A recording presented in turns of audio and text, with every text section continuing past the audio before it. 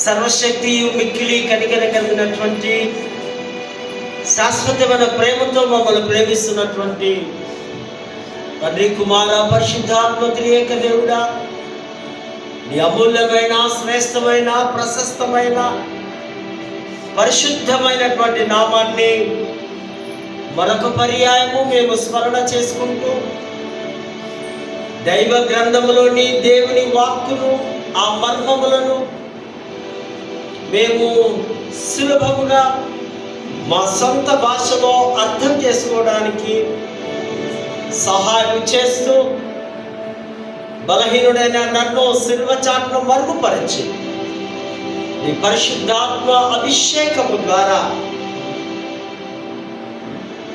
ప్రభువా విలువైనటువంటి సందేశాన్ని బోధించడం ద్వారా మా ప్రియులు శ్రద్ధగా, భయంతో, భక్తితో వారు విని లోతైన విశ్వాసములోనికి మహిమ రాజ్యాన్ని పొందుకునేటువంటి గొప్ప ధన్యతను కూడా వారికి అనుగ్రహిస్తూ ఈ ప్రకాశవంతమైన వెలుగు చేత దైవ మందిరములో మేమందరము దీవించబడులాగున సహాయం చేయగలరంటూ క్రీస్తు నామమున వేడుకుంటున్నాము తండ్రి, ఆమేన్.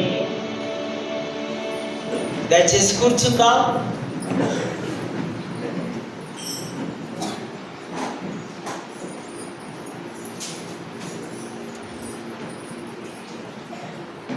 దేవుని పరిశుద్ధ నామానికి మహిమ కలుగును గాక. ఈ శ్రేష్టమైన, ఘనమైన ఈ మహాభాగ్యాన్ని అనుగ్రహించినటువంటి అధ్యక్ష మండలము పీఠాధిపతి గారైనటువంటి right reverend doctor professor Rogan Monk తండ్రి గారికి, వైస్ చైర్మన్ విన్స్టన్ గురువుల వారికి, అధ్యక్ష మండలంలో ఉన్న చైర్మన్స్, ఎగ్జిక్యూటివ్స్, ఆఫీసర్స్, కమిటీ నాయకులు, సంఘమంతనికి కూడా యేసుక్రీస్తు బహుశ్రేష్టమైన నామములో వారికి శుభములు, దైవాశీస్సులు తెలియపరుస్తున్నారు.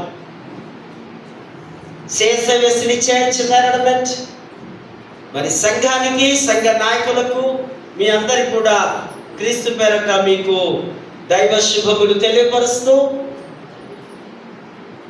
ఇట్టి ఘనమైన ఆహ్వానాన్ని, ఈ యొక్క ఆరాధనకు మీకు ఆహ్వానాన్ని అందిస్తూ ఉన్నారు.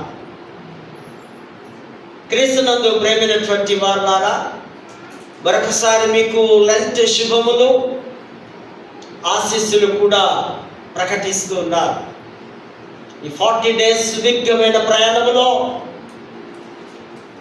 మన భక్తిని, మన విశ్వాసాన్ని రెట్టింపు చేసుకోవడం, తెగిపోయిన ఆ బాంధవ్యాలను, ఆ సంబంధాలను తిరిగి ప్రభులో స్థిరపడడానికి ఈ 40 దినములు మరొక అవకాశం.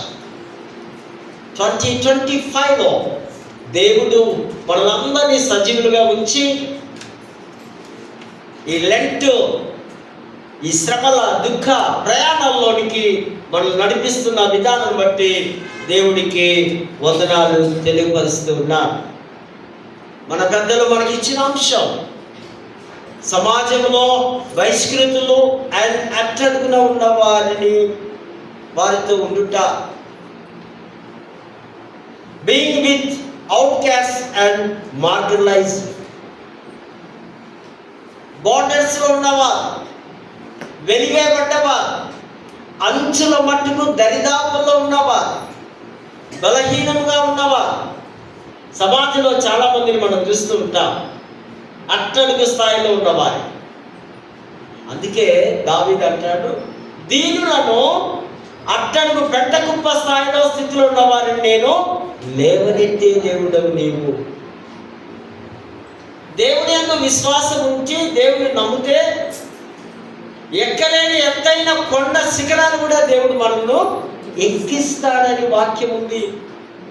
ఈ బైబిల్లో ఉన్న వాక్యాలు, ఈ వాగ్దానాలు అన్ని మనకే రాయించాడు ప్రభు.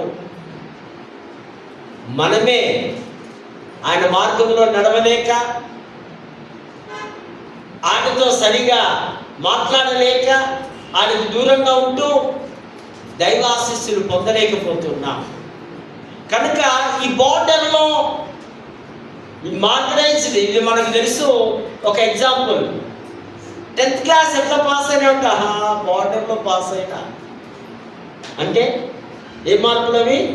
చావు మార్కులు. 35 గ్రేస్ కూడా ఒకసారి కలిపినారు కదా ఒక గవర్నమెంట్లో, 2 మార్క్స్ ఏమో. ఫస్ట్ క్లాస్లో పాస్ అయిన వాడు, బార్డర్లో పాస్ అయిన వాడు ఇంటర్మీడియట్కి ఒక మంచి కాలేజీకి వెళ్ళాడు అనుకోండి, ఆ ప్రిన్సిపల్ ఎవరిని చూస్తారు? ఫస్ట్ క్లాస్ పాస్ అయిన వాడికే ప్రిఫరెన్స్. అట్టడుగు స్థాయిలో ఈ బోర్డర్లో ఉంటే చాలా లో అయినటువంటి స్థితిలో ఉన్న వారిని సమాజంలో అనేకులను మనం చూస్తున్నాం. యేసు ప్రభు కాలం కంటే ముందు ఉన్నారు, యేసు కాలంలో ఉన్నారు, ప్రస్తుతం మనం చూస్తున్న ఈ కాలంలో కూడా, ఈ సమాజంలో కూడా, ఈ సంఘాలలో కూడా, ఈ దేశంలో కూడా ఈ వెలివేయబడ్డ వారిని, బహిష్కరించబడ్డ వారిని మనం చూస్తున్నాం. ప్రాముఖ్యంగా మన దేశంలో ఇంకా బాగా కనిపిస్తుంది మనకి కదండి. చాలామందిని మన వారిని, మన గ్రామాలు కానీ, ఒకప్పుడు మన ఇల్లు కానీ చాలా దూర ప్రాంతంలో ఉన్నట్టుగా మన తాతలకు తెలుసు, మనకంటే తెలియదు. ఇప్పుడు మనమంతా మంచి స్థాయిలో దేవుడు దీవించాడు, విద్యనిచ్చి, ఉద్యోగాలనిచ్చి ఒక స్థాయిలో నిలబెట్టున్నాడు. కనుక we are also equal to all high caste, లేదా మరొకరు కూడా మనము ఆ సమానమైన స్థాయిలో ఇప్పుడు ఉన్నాం. బట్ మన ఫాదర్స్ అంతా కూడా చాలా ఆ బలహీనమైనటువంటి వారుగా మనము చూస్తుంటున్నాం. చరిత్ర అంచుల మట్టుకు దరిదాపుల్లో ఉన్నటువంటి వారిని దేవుడు పైకి లేవనెత్తినట్టుగా, యేసు ప్రభు కాలంలో యూదుల్లో ఒక తెగ ఉంది, వారిని సమరయులు అన్నారు. సమరయులు ఎలాగైనారు అంటే, కానాను దేశంకి వచ్చినప్పుడు యెహోషువ అక్కడ ఉన్నటువంటి ఆ 7 రాజులను వారందరినీ వెళ్ళగొట్టి యుద్ధం చేసినప్పుడు కొద్దిమంది అక్కడే నిలబడిపోయినారు కదా. కొద్దిమంది అక్కడే స్థిర నివాసం చేసుకున్న తర్వాత ఆ కనానీయులు, విగ్రహారాధికులు, ఆ మాంత్రికులు వారి పిల్లల్ని విడి చేసుకోవడం, ఇది పిల్లలు వాళ్ళకి ఇవ్వడం, మిక్స్డ్ అయిపోయారు. మిగతా యూదులేమో చాలా నిష్ట కలిగిన వారు, మిక్స్డ్ ప్రజలు రాణిస్తారా? అందుకే పాపం సమరయ స్త్రీని ఎప్పుడొచ్చింది నీళ్ళకు? మధ్యాహ్నం. మార్నింగ్ అవర్స్లో ఏమో గొప్ప వారు వస్తారు, ఆ కుండలు తీసుకొని ఆ బావి దగ్గర, యాకోబు బావి దగ్గరికి వస్తే రానివరని మధ్యాహ్నం ఎండలో వచ్చింది పాపం. అప్పుడు యేసు ప్రభు ఆమెతో జరిగిన సంభాషణ, ఆమె మార్చబడింది, ఆమె గ్రామము మార్చబడింది. క్రీస్తులో ఆ సువార్తలో ఉన్న శక్తి అనేకులు మార్చబడ్డారు. అదే సమరయంలో కొద్దిమంది ఉన్నారు, వాడెవడు ఒక 9 మంది 9 మెంబర్స్ దాకా సమరయులు. వారంతా కుష్ఠరోగులందరినీ బాగుపరిచినప్పుడు యేసు ప్రభు వారికి ఆయన స్వస్థతనిస్తున్నట్టుగా, ఆయనలో ఏ భేదములు, ఏ తారతమ్యములు, ఏ అపార్ట్మెంట్స్ కానీ ప్రభులో కనిపించవు. అంటరాని వారిని ప్రభు ముచ్చినట్టుగా, ఆయన భోజనం కూడా ఎవరితో చేస్తున్నాడు సార్? పాపులతో, సుంకరులతో. ఆయన దగ్గరకు వచ్చే ఆ చెడిపోయిన స్త్రీలతో. రండి నా పక్కనే కూర్చోండి. దేవుడి లోకములు ఎవరెవరు ఉన్నారు? ఇప్పుడు నేను చెప్పిన వారందరూ కూడా ఉన్నారు. కనుకనే ఆయనను మనము దేవుడు అని అంటున్నాం. అంటరాని వారిని ప్రభువు చూపించిన విధానాన్ని మనం ఇక్కడ చూస్తూ ఉంటున్నాం. అకమోబి హిబ్రూ భాషలో అంటారు. అంటే ఇది ఒక పెద్ద సామ్రాజ్యము లేదా కొన్ని రాజ్యాల యొక్క కలయిక. ఫస్ట్ లెసన్లో మనం బాగా గమనిస్తే, మీరు చదవండి, ఫస్ట్ చాప్టర్లోనే మనం అక్కడ చూస్తాం, హిందూ దేశము మొదలుకొని కూషు దేశము వరకు ఎన్ని సంస్థానాలు ఉన్నాయి? 127. అనగా మన దేశం ఎప్పుడు పుట్టింది? యేసు ప్రభు కంటే ఎంతో ఇంచుమించు క్రీస్తు పూర్వం 480-90 ఆ ప్రాంతంలో ఈ యొక్క మాటలు ఇక్కడ మనం చూస్తాం. అప్పటి నుంచి ఈ కూషు, ఆ ప్రాంతం, పర్షియా ప్రాంతం అంతా హిందూ దేశము మిళితమైంది కనుకనే వారి కల్చర్ మన దేశంలో ఉంది, వారి విగ్రహారాధన మన దేశంలో ఉంది. ఇప్పటికీ మనం అందులోంచి బయటికి రాలేకపోతున్నాం. ఆ పారసీకులు వారు పూజించే దేవులు, దేవతలు మన దేశంలో ఉన్నారు. అక్కడ ఒక రాజు ఉన్నాడు, అద్భుతమైన రాజు. ఆ రాజు పేరేంటి? అహర్షేషురాజు. ఈయన ఆ 127 దేశాలకు ఒక రాజుగా, ఒక బాసుగా ఈ యొక్క ఎస్తేరు గ్రంథం, స్త్రీల పేరు మీద మీరు బాధపడతారని యూదులు పాపం 2 పేర్లు పెట్టుకున్నారు కదా. ఒకరు ఎస్తేర్. ఎస్తేర్ ఎవరైనా ఉన్నారు మన దగ్గర? ఉందా ఇప్పుడు? పాపం తెలియదానికి బైబిల్లో ఈరోజు ఆమె గురించి ఉన్నాయి. 2 రూతు ఉందా? రూతు వచ్చిపోయింది పొద్దున. ఇంకా మళ్ళా ఉన్నారా రూతులు? డబల్ రూతులు. ఓకే. సో కనుక మీరు బాధపడతారని దేవుడు 2 పేర్లు ఇద్దరి యొక్క చరిత్ర, వారి యొక్క క్యారెక్టర్, వారి యొక్క రోల్ డిఫరెంట్గా ఉంది. ఎస్తేరు అంటే హీబ్రూ భాషలో, మీరే చేయాలైతే ప్రసంగం, 2 పేర్లు ఉన్నాయి. ఒకటేమో హదస్సా, ఇది హీబ్రూ వర్డ్. ఆ సౌందర్యవంతురాలు, ఆ అందగత్తె చెరకు రాకముందు తన దేశంలో తన కుటుంబకులు పెట్టిన పేరు ఏంటది? హదస్సా. హదస్సా అంటే అర్థం ఏంటంటే ఆ సొగసు గల చెట్టు, అందమైనటువంటి సౌందర్యవంతురాలు అని అర్థం. గ్రీక్లో ఉన్నటువంటి వర్డ్ ఎస్తర్. ఎస్తర్ అంటే నక్షత్రము. తెలుగులో ఎస్తేరు అని మనం అనుకుంటున్నాం మన భాషలో. గ్రీకు వారి పేరు పెట్టడం ఆమెకు నక్షత్రం, అంటే అనేకులకు వెలిగించేది. బహుశా ఈ మాటను బట్టే మన తెలుగు వారు అనుకున్నారు ఇంటికి దీపం. అవునా? దీపమే నన్ను దీపమే నిన్న డుమ్మా కూర్చు. ఇంటికి దీపం వెళ్ళాలంటే ఈ నక్షత్రం వెలుగు. ఈ పుస్తకంలో, ఈ గ్రంథంలో 5 rows 5 వ్యక్తుల గురించి రాయబడింది. ఈ గ్రంథ చాప్టర్స్ అన్ని తిరిగితే 5 కనిపిస్తారు మనకు. మొదటిగా ఏమో ఎవరట? రాజు. రెండవది రాజు యొక్క ఫస్ట్ భార్యను మనము ఆమెను అంటున్నాం. ఏ పేరు పెట్టారు అనుకో? వర్షి కదా, వస్తి. మూడవది ప్రధాన మంత్రి అయినటువంటి హామాను. నాలుగవది మొర్దెకై. ఐదవది రాణిగా వచ్చినటువంటి ఎస్తేర్. కొంచెం ఒక 2 నిమిషాల హిస్టరీ లేకపోతే మనకి ఎందుకు వచ్చిన అర్థం కాదు. బబులోను సామ్రాజ్యమును నెబుకద్నెజరు సామ్రాజ్యమును ఈ పారసీకులు ఓడించిన. పారసీకులు, ఈ పర్షియా వారు జయం పొందిన తర్వాత వారు ఆధీనంలోకి వచ్చింది ఆ ప్రదేశము, ప్రజలు, మనుషులందరూ కూడా.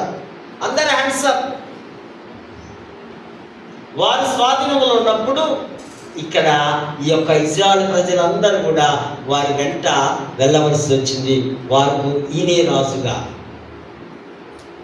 వారిలో మనం చూస్తున్నాం మొర్దెకై అండ్ ఎస్తేర్. ఎస్తేరుకు పాపం ఎవరు లేరు, తల్లిదండ్రులు లేరు. వాళ్ళ చిన్నానైనటువంటి మొర్దెకై ఉన్నాడు ఆయన వెంబడి. నేను అనుకుంటా అప్పుడు ఆ బాలికకు ఒక 20 years ఉన్నట్టుగా పండితులు చెప్తారు. ఆమె చాలా సౌందర్యవంతురాలు. ఈ గ్రంథం స్టార్టింగ్ నుంచి ఎండింగ్ దాకా విందులే, దావత్తులే. 10 విందులు చూస్తాం ఇందులో. మనం ఇదంతా చెప్పగలిగాలంటే మొత్తం చదవాలి అంతా, ఆ చాప్టర్స్ అన్నీ కూడా చదివితే మనకు అర్థమవుతుంది. ఫస్ట్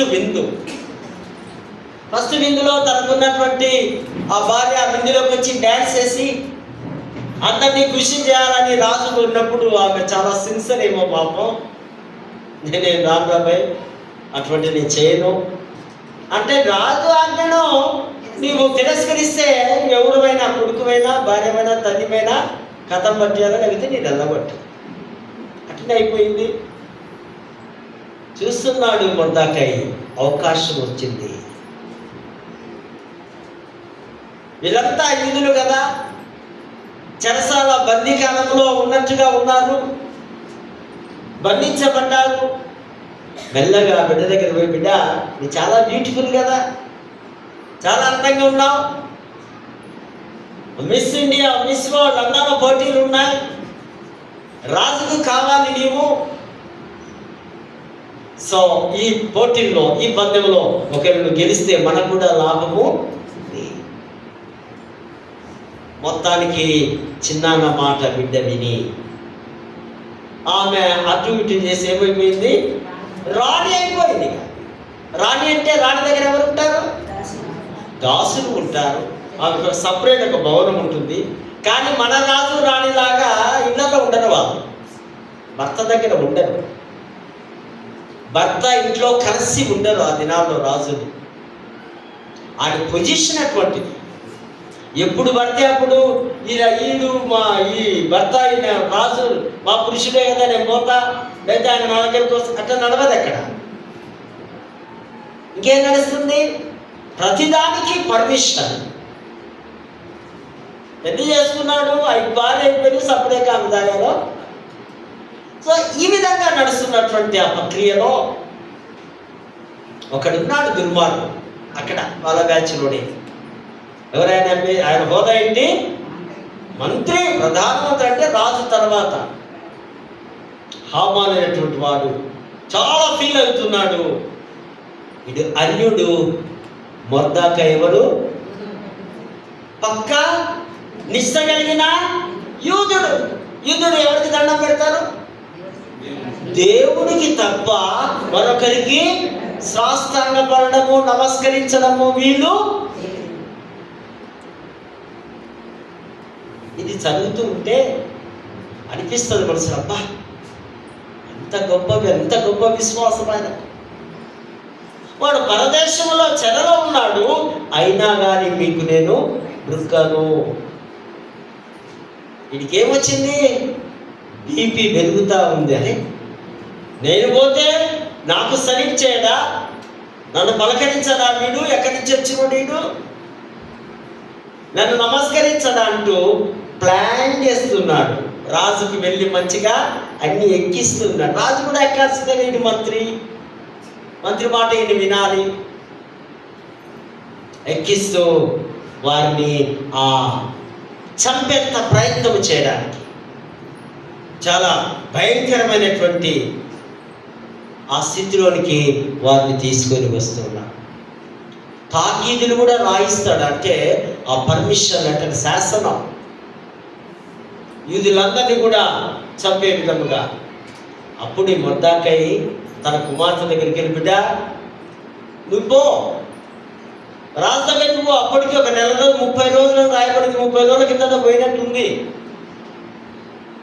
పోయినాక సరే అని మళ్ళీ వెళ్ళగొట్టి పోన్నాడు. మళ్ళీ నేను పిలిచినప్పుడు నేను రావాలా అన్నాడు. అని వచ్చింది పాపం. వెళ్ళి మన పరిస్థితి చెప్పు, ఈ మొర్దెకై ఇది చాలా దుర్మార్గంగా చేస్తున్నాడు, మెల్లగా చెవులో చెప్పే అంటే ఈ రాజు కూడా, ఈ యొక్క రాణి కూడా భయపడుతూ ఉంది. అమ్మో ఒకడు తిరస్కరిస్తే నో అంటే మరణ శాసనమే కదా. రాజు మనలాగా 14 మాటలు బ్యాక్ వెనక్కు తీసుకోరు. మనం ఎన్నో తప్పుతాం, మాట ఇస్తాం, తప్పుతాం, మళ్ళీ ఇస్తాం, మళ్ళీ తప్పుతాం. రాజులు ఆ కాలంలో ఒకసారి ఒకటి ఏదైనా ఇస్తే అదంతే కదా. హేరోదు రాజు కూడా ఏమడుగుతుంది, హేరోదియ కుమార్తె డాన్స్ చేసి యోహాను తలన పాపుడు మంచోడు. ఎవడు? హేరోదు రాజు. అయ్యో పాపం అని మంచోడు కదా, ఆయన తల ఎట్లా లేదు మాట ఇచ్చినాడు బయట సపరేట్ ఇచ్చాడు. రాజు యొక్క మాటలు పవర్ఫుల్. సో తర్వాత ఆమె ఆయన దగ్గరికి వెళ్ళి మాట్లాడినట్టుగా చూస్తూ ఉంటున్నాం. తర్వాత ఆమె ఏం మాట్లాడక మౌనంగా ఉంటే మన వాళ్ళని ఇంకా ఘోరమైన స్థితిలోనికి తీసుకుని వెళ్తాం. ఇప్పటికే నేను నోరు విప్పి నీవు ఆ రాజు దగ్గరికి వెళ్ళు. 16వ వచనంలో మంచి మాట, ఇది బాగా వినాలి మనం. నేను నశించినా నశించుదును, నా ప్రజలనైతే నేను కాపాడాలి. ఇక్కడ మనకి ఎవరు కనిపిస్తారు? యేసు ప్రభు కనిపిస్తారు. యేసు ప్రభు మనందరి కొరకు ప్రాణం పెట్టాడు. ఇక్కడ ఎస్తేరు తన యూదా జనాంగ ప్రజలందరి కొరకు నేను ఏమైపోయినా పర్వాలేదు, నా ప్రజలు బాగుపడాలి. ఆ చిన్నదాని యొక్క మంచి మనసు మెల్లగా పోయి జరిగిన సత్యమంతా చెప్పింది. తర్వాత దాని కొరకు వారు ఏం చేస్తున్నారట? ఉపవాసం ఉండి పశ్చాత్తాపడి బూడిద పూసుకొని తగ్గించుకొని, బూడిదను పూసుకోవడము, గోనె పట్ట కట్టుకోవడం, ప్రార్థన చేయడం. ఇందులో ఈ గ్రంథంలో ప్రాముఖ్యమైన అంశం, దేవుని పేరు మనకు ఎక్కడ కనపడదు, కానీ దేవుడి కార్యములు కనిపిస్తాయి. ప్రార్థన కనిపిస్తుంది, కానీ యాహ్వే అనే యెహోవా నామము మనకి ఇక్కడ కనిపించదు. ఆమె తన చెలికత్తెలు తన వారందరికీ చెప్తుంది, వాళ్ళ చిన్నాలకు వెళ్ళి మనలో కాషక అనే కోటలో అక్కడంతా సమాజ మందిరంలో రోగు చేసి అందరూ ప్రార్థనలో ఉండండి అన్నట్టుగా, ఉపవాసం ఉండండి అన్నట్టుగా. అందుకని ఈ లెంట్లో ఈ యొక్క ప్యాసేజ్ను మన పెద్దలు అనుగ్రహించి ఉపవాసం ఉండడం. ఇక్కడ 3 days అంతా వారు ఉండాలి ఉపవాసం ఉండి. ఈ ఉపవాస ప్రార్థన ఏం చేసిందట? ఆ తాకీదులను, రాజశాసనాలను మార్చివేసింది. క్యాన్సర్. హామాను, నువ్వు చేసిన కుట్ర, నీ యొక్క నిజ స్వరూపం, నీ మనసులో ఉన్నది నాకు తెలిసిపోయింది రాబాయ్. వీడు సిద్ధపడ్డాడు దేని కొరకు? మొర్దెకై కొరకు ఒక ముర్రి కొయ్య పెద్దదంతా చక్కగా తయారు చేసుకున్న బిడ్డ, ఎప్పుడు దొరికితే అప్పుడు ఆర్డర్ వస్తే చాలు నేను తీసుకెళ్ళి నేను. తెలుగులో మనకు సామెత ఏముంది? చెడపకురా.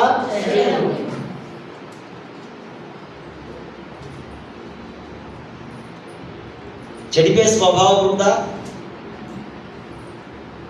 హామాన్ గతే పడతారు. మీకు ప్రతిదీ కూడా పరిశుద్ధ గ్రంథం నుంచి దేవుడు మనకు నేర్పిస్తున్నాడు. అదే అట్లుండకురా బాబు. హామాన్ అనే రోల్ ఉంది ఇక్కడ, వాడికి ఈ గతి పట్టింది. ఒకప్పుడేమో ప్రధానమంత్రి, చివరికి వాడు గోచున ముందులోని వాడు చనిపోతున్నాడు. శాసనమే మార్చబడి ఉంది. తర్వాత వారందరూ చాలా సంతోషించినట్టుగా మనము పరిశుద్ధ గ్రంథంలో చూస్తున్నాం. వారంతా ఒక పండుగ చేసుకుంటారు, పూరీము పండుగ. నేటికి అక్కడ ఉన్నటువంటి ఆ యొక్క నిష్ట కలిగిన యూదులు ఈ పండుగలో చూస్తున్నట్టుగా మనము చూస్తుంటున్నాం. ఈ రాజశాస్త్రం కూడా ఉపవాస ప్రార్థనలు ఏమైపోయింది, కొట్టివేయబడ్డట్టుగా. తర్వాత ఎస్తేరు ఆ దేశంలో, తర్వాత ఈయన మొర్దెకై కూడా ఒక మంచి పొజిషన్ దేవుడు ఇచ్చినట్టుగా చూస్తున్నాం. పత్రికల పాఠంలో మనం చూస్తే అన్యుల యొద్దకు వెళుతూ ఉన్నాడు.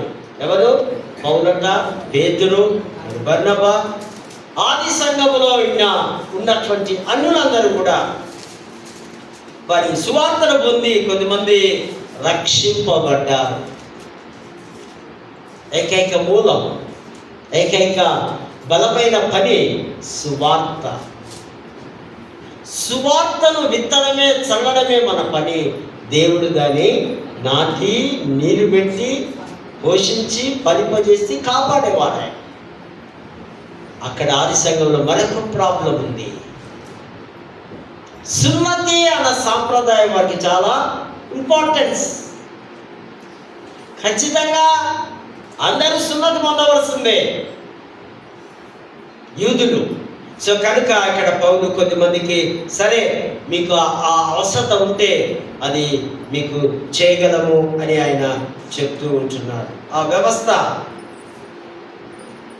17వ వచనంలో దావీదు గుడారము క్రీస్తు విమోచన కార్యంలో యూదులకు అన్యులకు ఒక సమానతత్వం యేసు ప్రభు ద్వారా. పడిపోయిన దావీదు గుడారం అంటే దేవుడు తిరిగి తీర్పు నుండి బ్రతికి బయటపడి శేషించిన ఇజ్రాయెల్ ప్రజలు అని అర్థం. ఈ గుడారము, దావీదు గుడారం అంటే శేషించినవా, తీర్పులో నుంచి బయటికి వచ్చినవా ఇజ్రాయెల్ ప్రజలని అర్థం చేసుకోవాలని ఆమోసు 9:13 ఈ గుడారం గురించి మనము రాస్తాం. పడిపోయిన వారిని తిరిగి లేపడం, చెడిపోయిన వారిని బాగుపరచడం, అంటరాని వారిని మంచి ఉన్నతమైన హోదాలోనికి తీసుకొని రావడం. శేషించిన యూదులు దేవునితో పొందిన సమాధానాన్ని బట్టి ఈ ఆశీర్వాదాలు పొందుకుంటున్నట్టుగా మనము ఈ చిన్న ప్యాసేజ్లో మనం చూస్తున్నాం. తర్వాత సువార్తల పాఠంలో మనం బాగా గమనిస్తే యేసు ప్రభు యొక్క మినిస్ట్రీలో, ఆయన సేవలో చాలా ప్రాముఖ్యమైనది హీలింగ్ మినిస్ట్రీ, స్వస్థత పరిచర్య. ఆయన ఎక్కడ ఉంటే అక్కడ ప్రజలకు స్వస్థత. ఆయనలో తల నుంచి కాళ్ళగోటి వరకు అద్భుతంగా స్వస్థత పరిచే శక్తి కలిగినటువంటి దేవుడిగా అక్కడ ఆయన మనము చూడగలం. మనకందరికీ తెలుసు, మన మిషనరీస్ భారతదేశాన్ని ప్రేమించి అక్కడ ఉన్నటువంటి కమిటీ, ఫలానా దేశానికి మీరు వెళ్తారా సేవకు, అది అంధకారంలో ఉంది, చీకటిలో ఉంది, జ్ఞానం లేదు, అట్టడుగున్న బలహీన వర్గాల వారు ఉన్నారు, విద్య లేని వారు ఉన్నారు అన్నప్పుడు ఎంతోమంది మహానుభావులు. నేను అందుకే అప్రిషియేట్ ఆల్వేస్. నా ప్రార్థనలో నాకు ఇష్టం ఏంటంటే నాకు మిషనరీస్ అయ్యి వారు వచ్చి చూస్తున్నారు ఆ క్షయవ్యాధి వారిని, ఆ కుష్ఠరోగుల వారిని, ఆ భయంకరమైన అశుభ్రత లేకుండా వచ్చే వ్యాధులు వారు చూసి వెంటనే ఏం చేశారు, వాళ్ళు హాస్పిటల్స్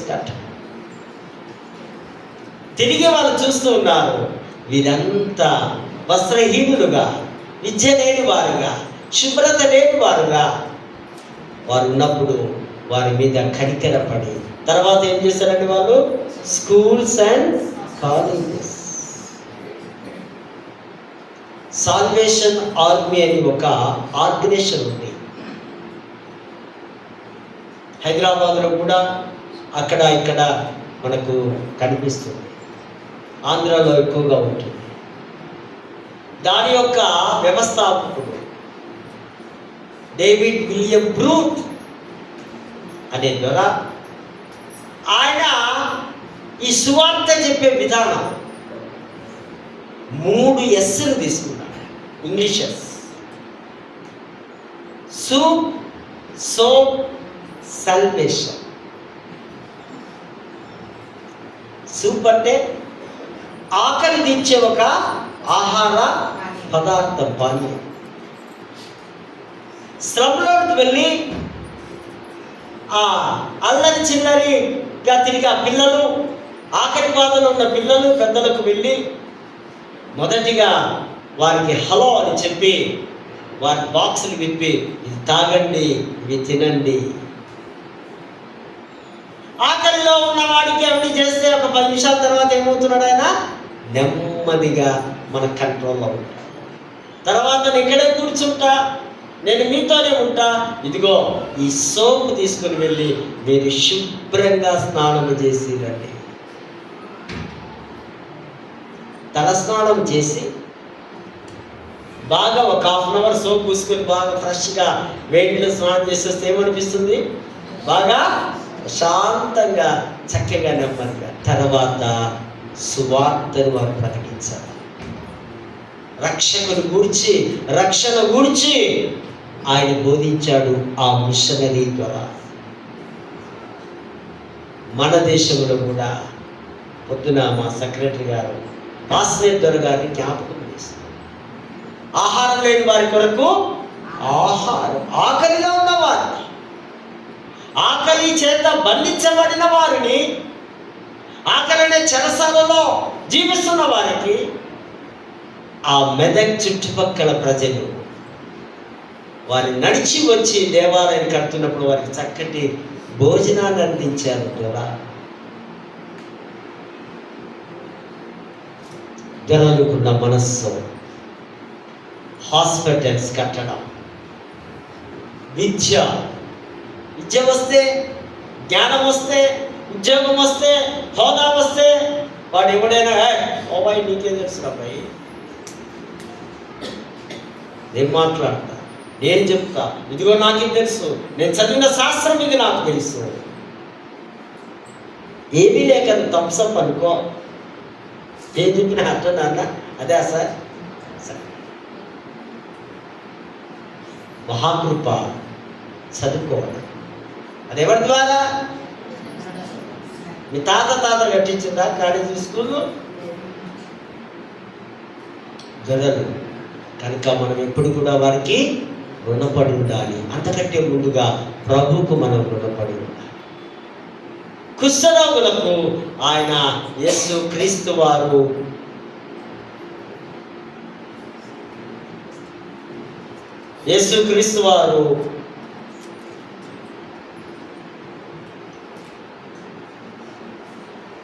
ఆరోగ్యాన్ని ఇచ్చినట్టుగా మినిస్ట్రీ చేస్తున్నవారు, సేవ చేస్తున్నవారు ఇతరులకు వారి యోగ క్షేమాలు చూసుకోవాలి. మనకందరికీ తెలుసు, రాజుల గ్రంథంలో ఒక ఉంటాడు ఆయన, 2వ రాజులు 5:11లో నయమాన్ అనేటువంటి కుష్ఠరోగిని ఎవరు? ఎలీషా అనేటువంటి ఒక ప్రవక్త. ఇప్పటిదాకా యేసు ప్రభు బాగుపరిచాడంటే ఓకే, ఆయన దేవుడు అంటున్నాం. కానీ ఈయన మాత్రం ఈ దీర్ఘదర్శి, ఈ నబీ, ఈ ప్రాఫిట్, ఈ ప్రవక్త, చేతులు లేదు, ప్రార్థన లేదు, లోపలికి రావలే, ఏది లేదు, పోవైపోదు. అక్కడ పోయి యోర్దాను నదిలోకి పోయి జస్ట్ నీవు ఉడిగిపో, మాట చాలు, నీ మాట నాకు చాలయ్యా, నువ్వు మాట మాత్రం సెలవివయ్యా, నువ్వు రావలసినంత గొప్పవాడిని నేను కాదు, నువ్వు మాట మాత్రం ఇస్తే నా దాసుడు స్వస్థపడతాడు, బాగుపడతాడు. ఎలీషాలో అదే పవర్ ఉంది, ప్రవక్తల్లో అదే పవర్ ఉంది. ఆ పవర్ సంఘ విశ్వాసులు కూడా ఉండాలి. ఉండాలంటే దేవుడితో మీకు కనెక్టివిటీ ఉండాలి. దేవుడితో మీకు ఒక మంచి అనుబంధం, సంబంధము ఉండాలి. అప్పుడే నువ్వు అద్భుతాలు చేయగలవు, ఆశ్చర్యకార్యములు చేయగలవు. ఆయన కుష్ఠరోగులను బాగుపరిచినట్టుగా మనము చూస్తూ ఉంటున్నాం. బాగుపరిచి వాడితో అంటాడు, రే వాడు కూడా చాలా విధేయతగా వచ్చింది కదా ప్రభు దగ్గరికి. ఎట్లా వస్తున్నాడు ఆయన? వచ్చాడు కురుక్కడం కదా. నాకు స్వస్థత కావాలి అడిగితే అప్పుడు ప్రభు నువ్వు నాకు ఇష్టమే, శుద్ధుడు కాదు. ప్రభుని అడగాలి, ప్రభువా నాకు ఇది కావాలి. ప్రభువా హన్నాలాగానే ఏం కోరుకోవాలి మీరు? నీవు కప్పలు కుమారుడు కావాలి. స్పెసిఫిక్ రిక్వెస్ట్, ప్రత్యేకమైన విన్నపం దేవుడితో మనం అడిగితే వెంటనే ప్రభు వాడికి ఇచ్చి ఒక 2 విషయాలు చెప్తుంటాడు. నువ్వు వెళ్ళి ఎవరు కనపడాలా? యాజకుడు కనపడు. ఇంతకాలం నువ్వు ఎక్కడున్నావు? ఊరవతల ఉన్నావు. నేను అపరిశుద్ధుడను, సంఘంలో కానీ ఊర్లో కానీ నేను రాకూడదు. లేవియా ఖండం 11వ అధ్యాయంలో ఆ కుష్ఠ అనే చర్మపు వ్యాధుల గురించి చక్కగా రాస్తూ ఉన్నాయి ఆ గ్రంథాలు. నువ్వు యాజకుడు కనపడితే యాజకుడు తిరిగి నీకు మళ్ళీ మెంబర్షిప్ ఇస్తాడు. చాలా కాలం క్యాన్సర్ అయింది కదా నీ మెంబర్షిప్. నీకు రోగం వచ్చి నేను వెలివేస్తాను. యేసుక్రీస్తు కాలంలో సమాజంలోంచి వెలివేయడం, అంగహీనులను, అంగవైకల్యం గల వారిని, చాలా నీచపు స్థాయిలో బ్రతికే వారిని దగ్గరికి రానిచ్చేవారు కాదు. ఈ పరిసయ్యులు, శాస్త్రుడు వీరంతా కూడా నువ్వు యాజకుడికి వెళ్ళి కనపరుచుకో, తిరిగి నీ మెంబర్షిప్ రెన్యువల్ అవుతుంది. అట్లనే మరొక మాట ఏమంటున్నాడు? నీవు వెళ్ళి నీ యొక్క ఆఫరింగ్స్, ఇది చట్టం, ఇది ఆజ్ఞ, నీ కష్టాజితము దేవుడికి సమర్పించాలి.